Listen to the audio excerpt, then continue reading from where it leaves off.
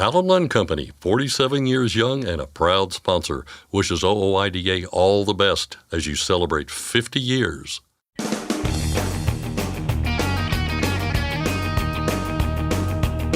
OOIDA, representing America's truckers since 1973, presents Landline Now with your host, Scott Thompson.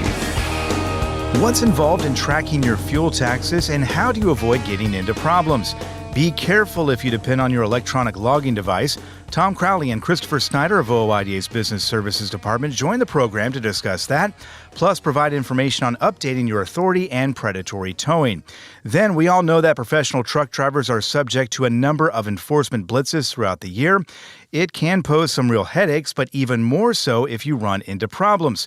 We'll check in with David Grimes of CDL Legal, who has some advice on how to prepare for safety blitzes, how best to conduct yourself during an inspection, and how to protect yourself should something go wrong. And then finally, a recent move out of California that would have shielded truckers from the advancement of autonomous trucks just hit a snag. Keith Goebel of Landline Magazine joins us with all the latest details. He also tells us what Pennsylvania is doing to funnel more money toward road and bridge work. All of that and more coming up. But first, the news with Ashley Blackford. Thanks, Scott.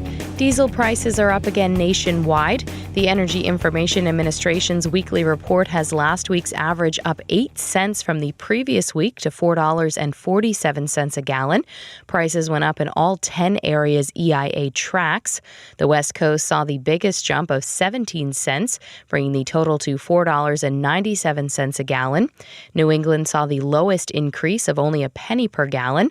ProMiles.com also reported an increase in prices. It had the Tuesday morning average at $4.34 a gallon nationwide, up almost 2 cents from a week earlier.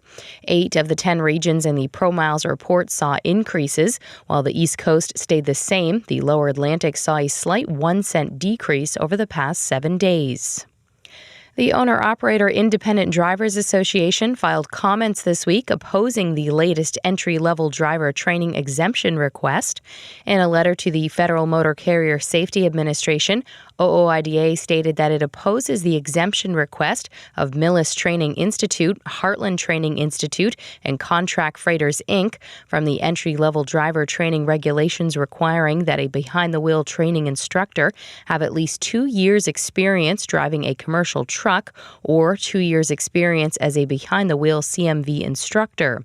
OOIDA went on to say in the letter that exempting instructors without sufficient CDL experience would not result in an equivalent or greater level of safety than is now required by the entry-level driver training rulemaking. OOIDA encouraged FMCSA to reject the exemption request, saying that if the minimum CDL experience standards are maintained and enforced, highway safety will undoubtedly improve. Florida has declared a state of emergency. The National Hurricane Center said this morning that Hurricane Idalia is expected to intensify into an extremely dangerous major hurricane before landfall along Florida's west coast. In light of this emergency, the director of the Department of Highway Safety and Motor Vehicles has suspended or waived registration under Florida statutes for commercial motor vehicles entering the state to provide emergency services. This includes transporting emergency equipment, supplies, or personnel, or transporting FEMA mobile homes or office-style mobile homes. The hours of service requirements have also been suspended, as have licensing and registration requirements under the International Fuel Tax Agreement and the International Registration Plan. Drivers operating commercial motor vehicles for a motor carrier operating under this order must have a copy of it in their possession. The emergency order is effective through September 25th. Meanwhile, South Carolina's Department of Transportation launched preparation teams across the state ahead of the storm. Crews are working in communities across South Carolina to clean out drainage systems, clear ditches, improve embankments, stage equipment, and ready roads for potential high winds and heavy rain. South Carolina's Department of Transportation says it's working closely with emergency management officials to plan for impacts from Hurricane Idalia. Load-to-truck ratios increased for all three equipment types on the spot market last week. Robert Rouse with DAT says national benchmark broker-to-carrier spot rates for dry vans and flatbeds stayed flat last week, while reefers had a small increase in rates. So when we look at vans, came in at about $2.10 per mile with fuel. It's still pretty flat. It's pretty much what we saw last week. And then for reefers, they came in at $2.54 a mile, with fuel. And that's actually, even though it's dropped about 11 cents per mile since the July 4th break, we're seeing that it's actually starting to bump up a little bit as we move into the fall freight season. The number of trucks on the DAT load board decreased by about 2% to 370,000. Rouse says even though that is still a relatively strong number of trucks in the market, carrier exits are accelerating following the surge in diesel prices. If you're in the trucking industry and have issues with autonomous trucks, brokers, compensation, ELDs, fuel prices, speed limiters, or anything else that is an area of concern, the American Transportation Research Institute wants to hear from you. ATRI launched the 2023 Top Industry Issues Survey this week. The annual survey asked trucking industry stakeholders to rank the top issues of concern for the industry, along with potential strategies for addressing each issue. Now, in its 19th year, ATRI's annual analysis not only ranks the issues overall, but also provides insight into how critical topics are ranked differently by motor carriers and professional drivers. The results of the 2023 survey will be released on October 14th of this year. To find the survey, you can go to truckingresearch.org. It's been 1 year since New York City started operating 2,000 speed cameras around the clock, and since then, the city has seen a decrease in traffic deaths. Route 50 reports a 25% drop in traffic deaths and a 30% decrease in tickets issued. This comes after state lawmakers let the city operate speed cameras on nights and weekends. New York City's Department of Transportation commissioner was quoted saying that speeding happens most often on nights and weekends, and that expanded enforcement has been a highly effective tool to keep New Yorkers safe. If you're planning to go to the Guilty by Association Truck Show this year, registration is in a new location. Brian Martin is general manager of Chrome Shop Mafia. He expects this year's event to be bigger and better than ever. Thursday night is when our show, typically like the festivities start. Now, we'll be parking trucks. You can get registered and get parked all day Wednesday, all day Thursday, and till Friday. You can even show up till noon and get your semi-truck registered and get parked and be in the show. Registration this year is going to be at the Petro. Just pull in Joplin Petro and go all the way to the west, far back into their parking lot. You'll see the blue and white registration tent. But once we get everything parked Thursday, we kind of turn up the festivities. GBATS will take place in Joplin, Missouri from September 21st to the 23rd. And finally, if you like Philly cheesesteak, you'll like this story. An Idaho restaurant unofficially broke a Guinness World Record by making a Philly cheesesteak sandwich that measured 722 feet long. UPI reports that Main Street Grill in Lewiston hosted the record attempt in the city's 7th Street alleyway. The current record was reportedly held by a bar and grill in Ohio and measured 650 feet long. Evidence from the attempt is now being submitted to Guinness World Records for official recognition. That's Landline Now News for today. I'm Ashley Blackford. Thanks, Ashley. When we come back, we're going to talk tracking IFTA miles, and if you're depending on your ELD to do that, you might want to think twice. We'll also talk updating your authority and predatory towing with the guys from OIDA's Business Services Department. Solid advice there as usual. That's up next right here on Landline Now, so please do stick around through this short commercial break. Thanks for listening. Be sure to like and subscribe. If you want more content, go to landline.media to get updated news, information, and archived editions of our show. Once again, that's landline.media. Forget accuracy, weigh your truck on a cat scale. When you weigh on a cat scale, you get a no excuses guarantee. You can now save time weighing by using your smartphone. Find out more at weightmytruck.com. Since you started, what you've loved about trucking is the freedom. Heading out on your favorite route, a good driving song, And thinking about truck insurance. Well, maybe not that last one. That's why we're here. At OOIDA, we have a full range of truck insurance products, expert advice, and great customer service, helping you get the right coverage for your operation. Go to OOIDA.com because your job is to drive. Our job is to help with everything else.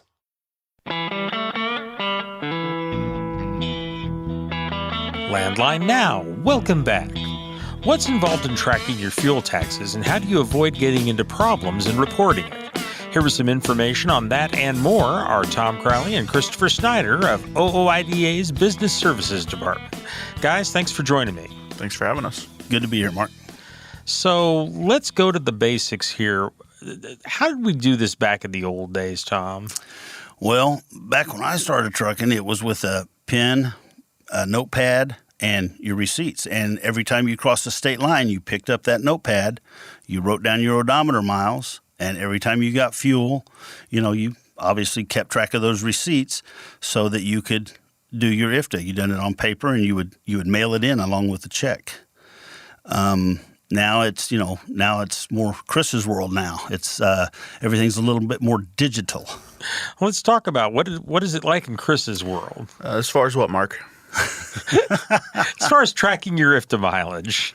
Well, these days your ELD can track your IFTA miles. You just have to make sure you have a compliant model. But the main thing to focus on is a IFTA compliant ELD will ping your location every 15 minutes, whereas just standard ELD for hours of service tracking is every 60 minutes. So it's important that you make sure you got the right one. Okay. Where do people run into trouble on this? Especially when ELDs first came out. Everybody thought, well, the ELD, that'll do my IFTA, that'll do everything. Well, the ELDs, when they first came out, they came out and to comply with the hours of service, with the FMCSA requirements. They would say, because, they did track your movements, oh, yeah, we're good for your IFTA too. Well, not really were they good for the IFTA too, because like Chris was mentioning on the pings, the ELDs, they'll ping once an hour, and if you're on personal conveyance, even less, because they just don't keep that close a track of you. Where IFTA requires all miles to be accounted for, it does require a ping every 15 minutes and a location. Also with IFTA, not just the ELD tracking, but you got to keep track of your gallons that you purchase in each state. So, that's something that if you've got a good ELD that tracks IFTA and that has an option to enter the fuel that you purchase in each state, well, you probably have what would be considered a compliant ELD for IFTA purposes. But if it doesn't do those things and IFTA comes back and wants to do an audit on you, then you got problems, because the first thing IFTA does when they do an audit is disallow everything, and you must reprove it all. And if you don't have the documentation or the correct computer documentation still to prove it all, then bad things happen. IFTA does this crazy thing with dropping you to 4 miles per gallon, and you get to pay the difference. And that can be a big difference if you run a lot of miles. And not all of these e-log companies are going to store your logs past the retention date. So it's important that you go on there and you pull that, do a download or whatever you have to do to have those documents, because that company doesn't care whether or not you're passing your IFTA audits. You've got to be responsible for keeping that documentation up to date. That's a good point, because for the ELDs, for FMCSA requirements, you have to be able – the ELD retains that information for a period of 6 months. After 6 months, they are no longer retain that information. So if you haven't went and downloaded it and got a copy of your stuff after that 6-month period, you may not be able to. Well, IFTA will go back 4 years for an audit. They can go back up to 4 years. So if you're relying on that ELD for your IFTA information and you haven't been downloading it and you get an IFTA audit a couple of years down the road, your butt could be in a clink. It could go bad for you. Just to tag along on that, not necessarily IFTA, IRP requires 6.5 years of retention. So you should be keeping these downloads for a very long time, just to be safe. I think if I go back in my tax information, Mark, I bet I got logbooks back from the late 80s and 90s. So, keep that stuff. A little bit of digital hoarding may be called for in this case. Yeah, well, it is what it is. Well, let's move on to another topic here, and that is updating your authority. And we've got some folks that had some questions about that. What's involved in updating your authority? Well, and updating your authority is the biannual update. The FMCSA requires that you do that every 2 years or biannually. You go off of your DOT number or the last 2 digits of your DOT number. The second to last, if I get this right, go ahead, Chris. Second to last is odd or even year. If it's an odd number, it's an odd year. If it's an even number, it's an even year. And the last digit is the month that it's due. 1 through 9 being January through September, and then 0 being October. Yeah, and that's important that you update it during the month that your update is required. Now, the MCS 150 can be updated more often. If you've got your PIN number, you can go on the FMCSA's website and you can update that more often. Say you get more trucks or change the amount of drivers you have. You can update that more often, but you must update it during your update month for it to count as far as what the feds say on your biannual. So that's really important to know those dates, what date and what if it's the odd or even year that needs to be updated. These days, especially with the MCS 150, that's something you may want to be checking more frequently, right? Yeah.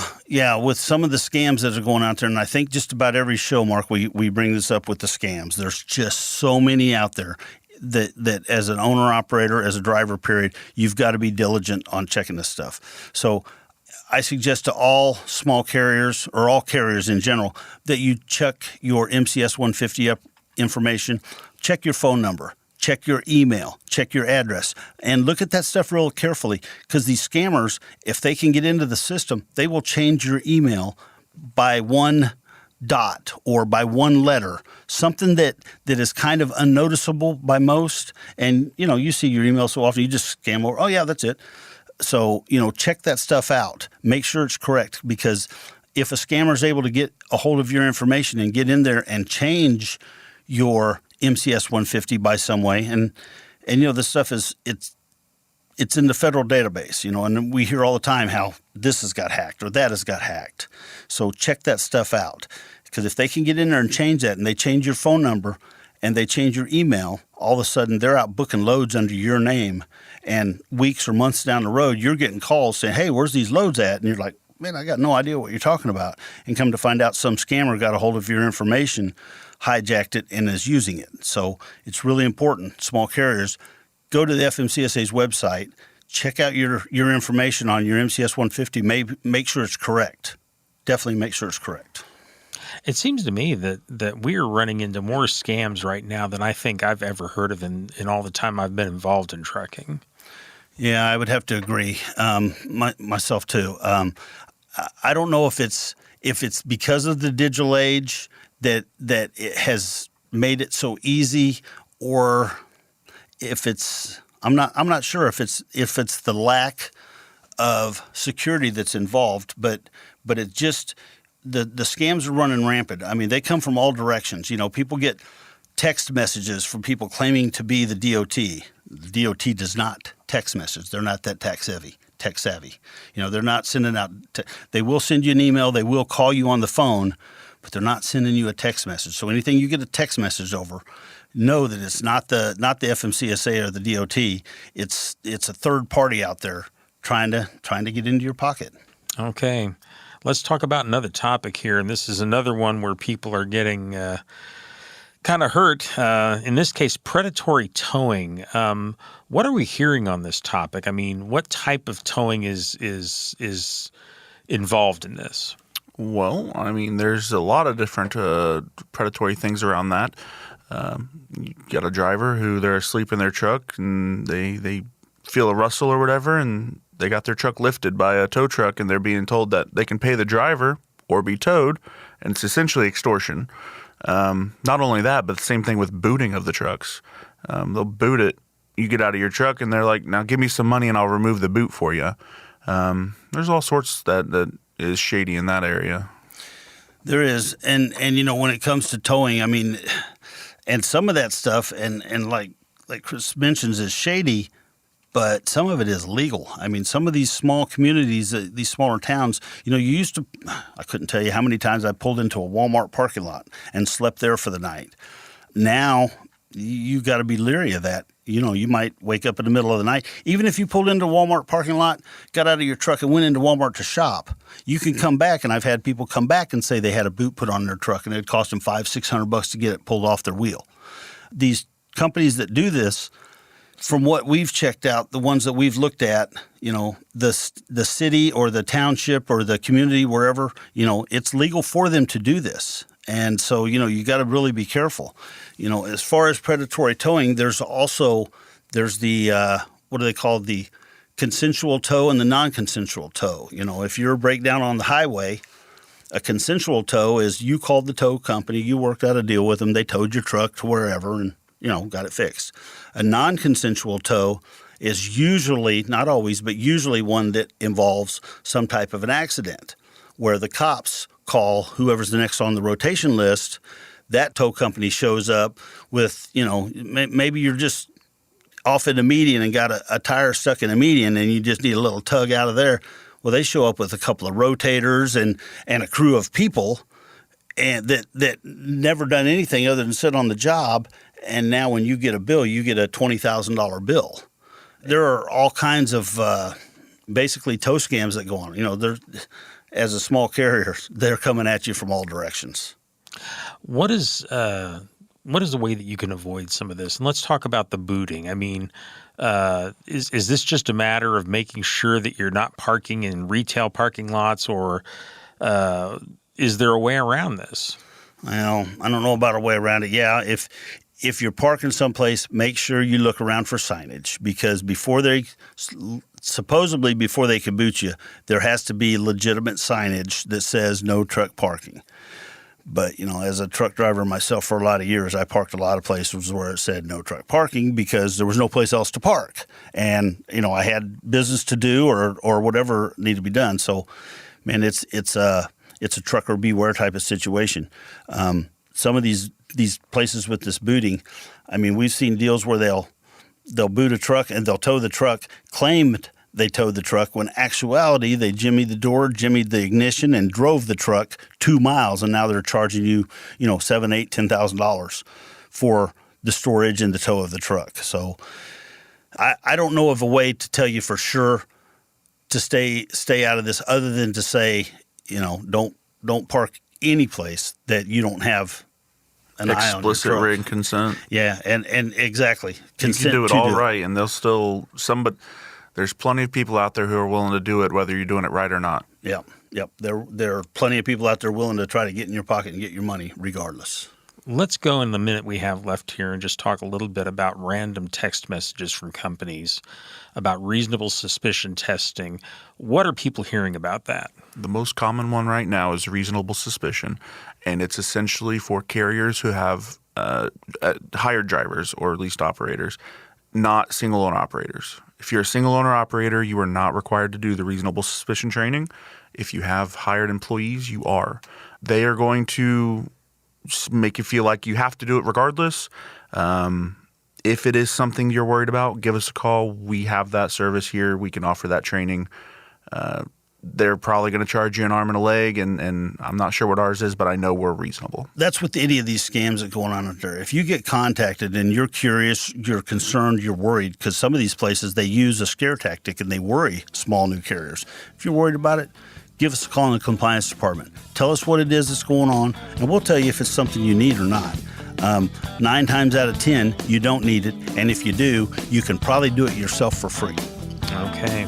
Well, guys, we're out of time here, but thank you very much. Thanks for having us. Absolutely. And folks, if you do need to call about something like that, the number is 816-229-5791. Landline Now will be back in a moment.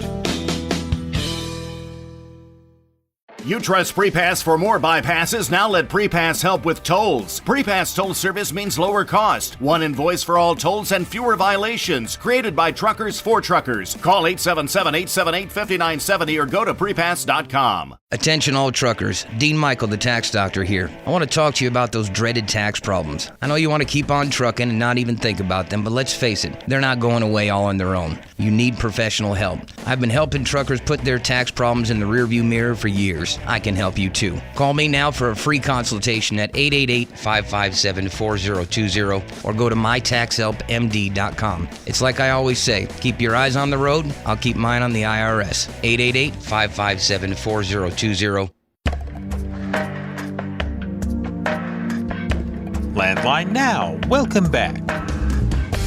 Every year, trucking enforcement agencies across the United States and Canada take part in a series of enforcement blitzes, many of which are organized coast to coast. So how do you prepare for those events? How should you conduct yourself during an inspection? And how do you protect yourself from the potential bad effects? To get some answers, I talked recently with David Grimes of CDL Legal. Let's start out with this. What are the major annual safety blitzes that truckers need to be aware of? Well, a lot of the annual safety blitzes are actually coordinated by the CVSA, which is an organization that is made up of a lot of different specific law enforcement organizations and sort of DOT sort of sub-organizations. Loosely, they put together these safety blitzes, they coordinate them. And those sort of occur, they're scheduled throughout the year. But most of them are recurring annually.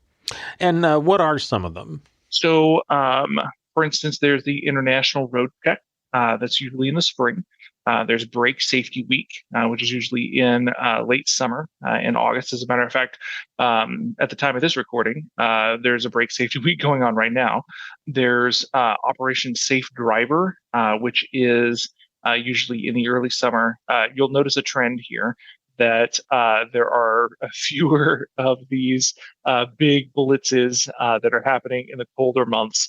That is, I don't think I've ever gotten a specific answer for the reason for that, but colloquially, I think I can guess that people don't want to be standing out in the cold for hours and hours on end doing inspections, which is understandable. So let's talk a little bit about preparation. I know that you've really got to look at preparing your equipment, yourself, and your paperwork. So the logical place, it seems to me, to start is the paperwork, because that's, I know, one place where guys do run into some problems. What sort of documents do you need to have with you? Okay. Well, Mark, let me actually, if you don't mind, wind back a little bit.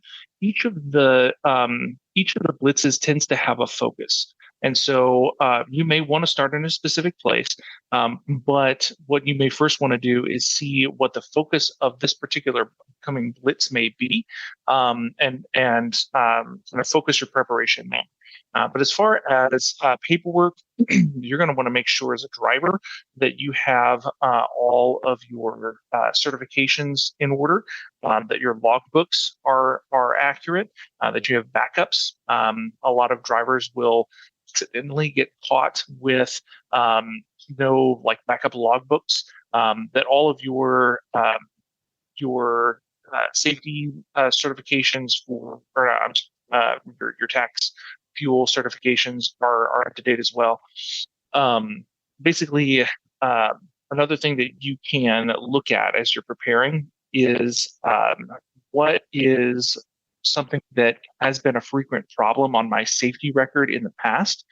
If as like a safety manager, or even as a driver, if you're just looking at your own record, that, okay, logbooks are a big thing for me. I'm just not a super organized person, trouble keeping up with those. I just need to make sure that I'm good going back a couple of weeks as I'm rolling into this safety blitz. Or, hey, I'm just not the best at doing mid-trip inspection, walking around and making sure all my lights are working. Okay, well, if I've had trouble with that in the past, maybe I just need to make really, really sure that I remind myself every single time that I have the chance. Okay, walk around the truck, check all the lights, check everything that I can right here, and just make sure that that's an extra step that you take. You mentioned logbooks, and of course, that traditionally has been an area for some folks. But I'm wondering, with the advent of ELDs, electronic logging devices, are we seeing less of that? Has that reduced it? Has it affected it at all? That is a really good question. I would say that whether for good or ill, actually enforcement on and violations relating to logbook problems have actually increased. And the reason for that is that it's now easier for law enforcement to go back and look at a record because it's being kept electronically, and they can have a much cleaner view of what is correct and what is incorrect. Now, law enforcement is, especially the DOT, they're not really in the business of punishing drivers or carriers. Their focus is much more on safety. And so what they want to make sure of is that a driver who has slipped on his logs is not driving while fatigued. He's not putting himself in danger or other people. So as a consequence of what they're doing, one, they are keeping fatigued drivers off the road who would otherwise maybe be able to pencil out some things on their paper logs in the past. But two, they are writing more and more of these violations. So the ELDs are good for the DOT, but drivers have to be more careful than ever that they are being very precise. Otherwise, they will get those violations. I want to go back to something you said earlier, which is the different focuses of each one of these enforcement blitzes. What are some typical areas where they focused on in the past? So, as I said, a lot of them are annual. They recur annually, and sometimes there's a particular focus that in a particular year, the DOT will say, okay, we have seen a trend for, say, for instance, brake violations or tire violations. We see that there's a trend across the country where we're writing more and more of those. It seems to be something that we really need to make drivers and carriers more aware of. So they'll say, they will announce, hey, this particular blitz that we're going to be running in a month or 2 months or later on this year, this is going to focus specifically on this because we've seen that happen. So I actually think there was one, I'm just doing this from memory, but I think there was one last year that was specifically about tire violations. Tires being worn too thin, possibly low or leaking, that sort of thing. Okay. I'm wondering if you can talk a little bit about consequences here. What happens if you're not in compliance when you're stopped? And I mean, there's immediate problems and there's long-term problems. Can you talk about the immediate problems first? Mm-hmm. Yeah. So immediately, of course, you may be put out of service. That is a huge cost. It starts the clock on cost that is just being added and added and added in lost time, possibly lost revenue. And for you as a driver, that's especially dangerous if you are the one who has been put out of service. So a vehicle can be put out of service for something like a tire violation, or a driver can be put out of service for something like a ELD violation, a logbook violation. When the driver's put out of service, well, it's a little bit mercenary, but a carrier may say, hey, we really need to get this load to where it needs to go. We're just going to have another driver run in really quick and pick it up where we left off. And you, Mr. Driver, who have been put out of service for whatever period of time, I'm sorry, but you're just going to have to figure things out from where you're at. Or we'll pay for your ride back to the hub or something like that. But as a driver, that's a huge black mark on your record. You never want to be in a position where the company is subbing someone in for you, and you are now the guy who cost the carrier that amount of lost time and money and had to be replaced with someone else. It's never a good look. For the truck, also, if it's put out of service, that means it can't go anywhere. And that's costing everyone time and money. What about in the longer term? What are the long-term consequences? So both drivers and carriers have a version of a DOT record that records both crashes and violations that have gone on driver vehicle examination reports, like those that are written in these blitzes. And what that will do is over time, it will show for an individual driver or for all the drivers under a carrier what has happened in the past. The way that the DOT tracks those trends is they will rate carriers against one another. And the way that the industry at large tracks those trends is they will evaluate drivers and carriers for how safe they are and how safe they are in comparison to one another. That affects carriers getting loads. It affects drivers' insurance and getting hired. Something that happens in one safety blitz can affect a driver for 3 years, possibly even longer. Okay. Wonder if we could talk a little bit about how people conduct themselves. I know this is an area that everybody likes to give advice on, and it's very difficult for some people because inspections are to some extent confrontational. But I'm wondering if you can give some advice for how people should conduct themselves during these inspections when they're dealing with enforcement officers. Well, we talked about this in the past, but one thing that often comes up is the kind of colloquial advice that if a officer would give you just a warning, that you could ask him for a ticket, because the wisdom goes that you can fight a ticket in court and get it reduced or dismissed, and then you can take that back to your inspection and get it changed to match the new judgment from the court. Well, sitting there on the side of the road with an officer going over your truck and marking things that he sees are wrong, it's probably a really bad idea to tell the officer, no, I would like you to not let me off with a warning. Instead, please give me a ticket. That's probably going to cause the officer to be a little bit more thorough, especially if you get confrontational and say, no, I want this ticket. That will let me fight it and get out of the violation consequences that you are currently trying to put me under. Probably will never go well. But that's sort of the common wisdom on that. I disagree. As far as conduct, the DOT officers are there. As I said, their focus is safety. And not all DOT officers are created equal. They're humans just like drivers.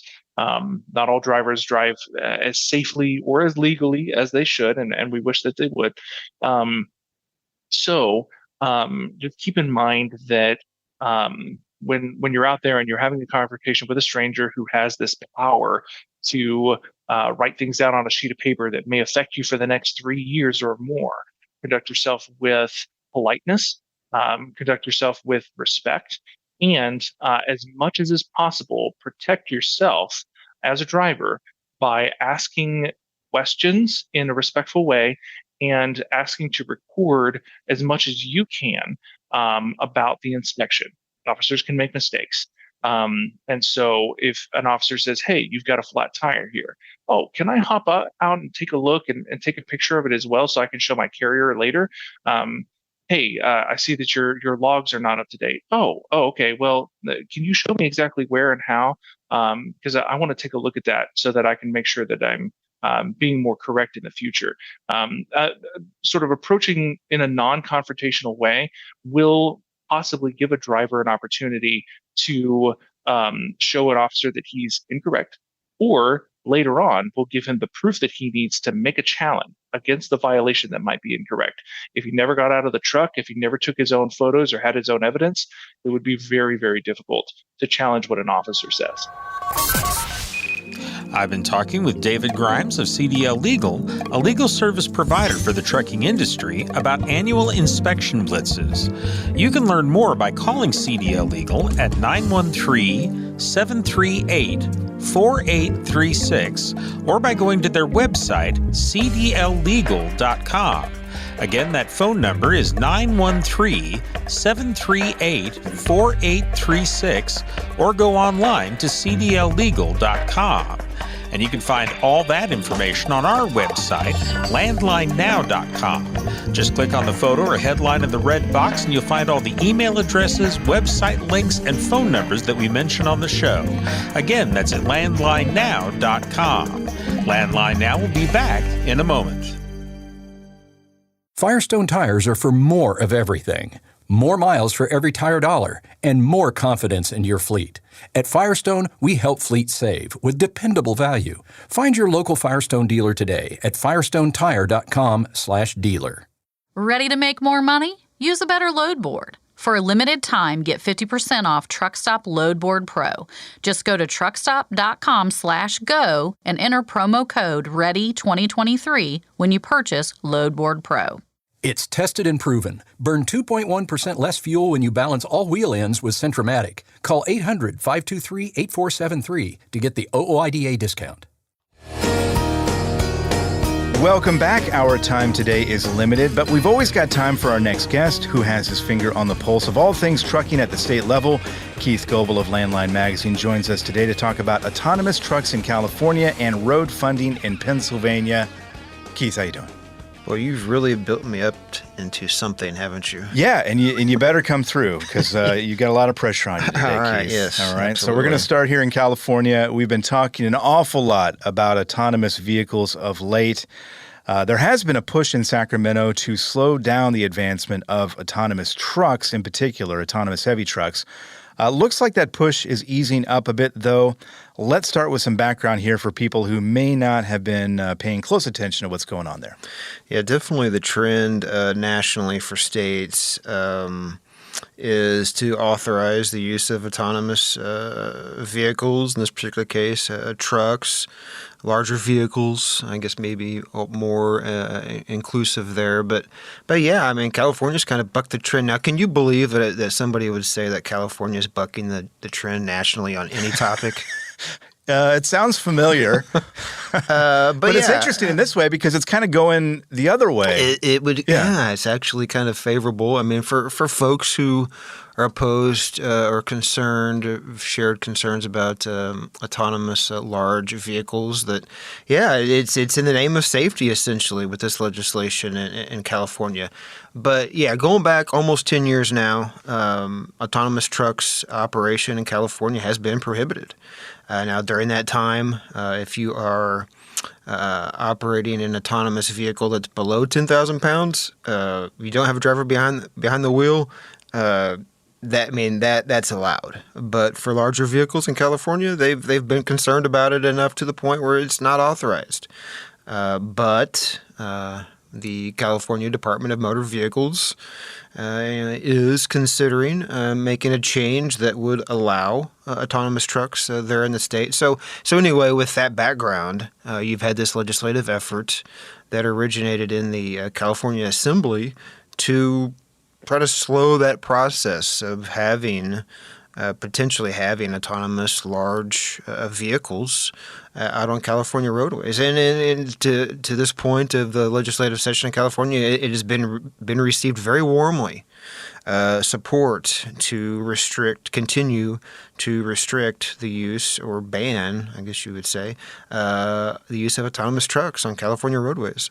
That said, that is kind of where a lot of people stand there in Sacramento. However, we're seeing a bit of a stall, I guess, in those efforts, right? So what's the latest there?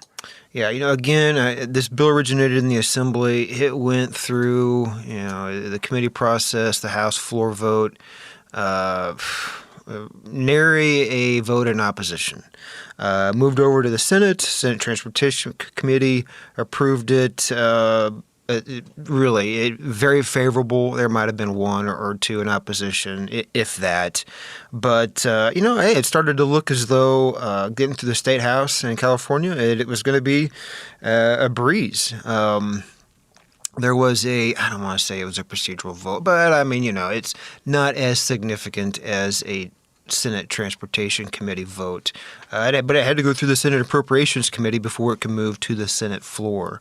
And at that point, for the Senate Appropriations Committee, the governor's office got involved, which, isn't typical really in any state, but I mean, it happens on occasion. But in this particular case, California governor's office concerned about, again, legislation that would restrict the use of autonomous trucks on state roadways. So they provided testimony in opposition to the legislation, concerned about maybe it being an inflexible approach to regulating what is a growing industry. I mean, autonomous vehicle use definitely is a growing industry, but there are those concerns there from the California governor that it could inhibit the state's ability to really compete with other states in taking advantage of this technology. This issue is not dead, though, right? I assume that we're going to hear more about this and see some sort of other push down the line here. Do we know what's next? With this particular bill, I mean, it has gotten into a classification that it goes to a special file status, essentially. And what that essentially does is it allows the bill to die without any additional consideration. But at the same time, I mean, it could be forwarded. It could be forwarded onto the floor. There's no guarantee that it's dead, but it is a way for legislation to kind of die quietly without being killed in a formal vote. Okay. So there is that concern now with the governor's office becoming involved that it is going to just go and just kind of rot in this particular type of procedure there. But yeah, it is still a possibility that it could move forward. But the enthusiasm for it at this point has definitely been diminished again with this procedural step. It's out there rotting somewhere for it to just go away. I guess potentially, yes. We'll keep an eye on that. I assume, and I'm going to guess, this is not the last we're going to hear about autonomous vehicles, at least in California, for sure. So we'll keep talking about this. Let's move on to the Commonwealth of Pennsylvania, where the state is making changes to the way it pays for road and bridge work. Some of that money used to be funneled toward the state police, but no longer. Let's start with some background on this one as well. This was definitely a thorn in the side of a lot of people who were frustrated with the lack of road funding out there. Yeah, definite good news here that there appears to be a reversal on a trend that has not been favorable for roads and bridges there in Pennsylvania. Yeah, the state's motor license fund is the issue here. The motor license fund, the revenue that goes into the fund, which comes from stuff, license fees, titling fees, vehicle registrations, fuel taxes, stuff like that, all goes into the motor license fund in Pennsylvania. The stated use of where that revenue is supposed to go is for roads and bridges. It's supposed to go to roads and bridges. But for years and years, a portion of it has been going for the state police, just for troopers' expenses and such. And when I say a portion of it has been going to state police, I'm talking about hundreds of millions of dollars on an annual basis. I think it topped out at like $800 million almost a decade ago. And since then, the legislature has been in the process of weaning the state police off of that motor license fund so that more revenue, if not all of it, as it's supposed to be going, into roads and bridges. So how much more money are we talking about, do we think at least, for road funding that money will be going there directly instead of being funneled elsewhere? Mm-hmm. Yeah, what they've done in the budget is they have established the process of dwindling the amount that's going to the state police over the course of several years. The 2027-2028 cycle is when it's supposed to go from hundreds of $millions being whittled down to zero. And at that point, the state police, they will be getting money from another funding source, and that's some taxes related to liquor, tobacco, and that like. But yeah, in doing so, in getting them out of the motor license fund over the next 5 years, they're anticipating it's going to result in an additional $1.5 billion being allotted for road and bridge work throughout the state of Pennsylvania. Yeah, that's money that can certainly be used there in Pennsylvania, money that could be used elsewhere as well for other states that were looking for road funding. We'll keep an eye on this as well. But again, as you said there, good news, I think, for people who were relying on that money for road funding. Absolutely. So, Keith, we appreciate it as always, and we'll talk to you next time. Well, thanks for having me. Our thanks to Keith Coble of Landline Magazine. Check out his work at landline.media. And thanks to you for listening to Landline Now. That's our time today, but we're back tomorrow with another show. We hope to see you then.